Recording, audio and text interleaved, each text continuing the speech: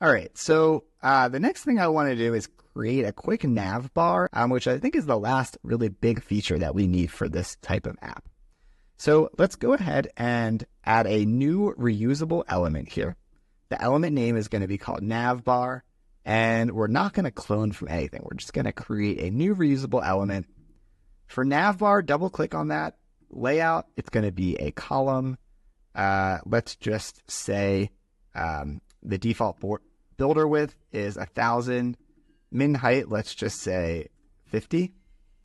And then what I'm going to do is just, let's just put in a really simple logo. I'm just going to search for image, drag it in under, let's rename it logo. Layout, let's just make it, let's say 50 and keep the L aspect ratio fixed 1:1. You can even say maybe 65, so it's a little bit bigger. Let's upload a logo. I'm going to upload a Reddit logo. Okay, so I just uploaded a Reddit logo there. And then we're going to add a workflow to that logo. So when you click on it, we're going to navigate and go to the index page. I'm also just going to go ahead and on the layout of this nav bar, add padding of 10 all the way around. Okay, so just a really simple nav bar. And what's nice about making it a reusable element is it'll be really easy to edit this in the future if you want to, and change it on all the pages that we put it on.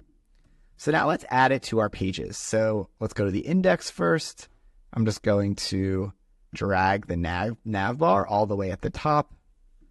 And then just make sure it's at the top outside of the container there. And there we go. So we have our nav bar. And let's go ahead and do it on all the pages. So the community, let's go ahead and search for navbar, drag it to the top. The create community, same thing. Let's drag our navbar to the top. So this is just going to take a second here to add it to all our pages. Sign up, drag it to the top. And did we do community already? Yes. Create post. Drag our navbar to the top. Posts.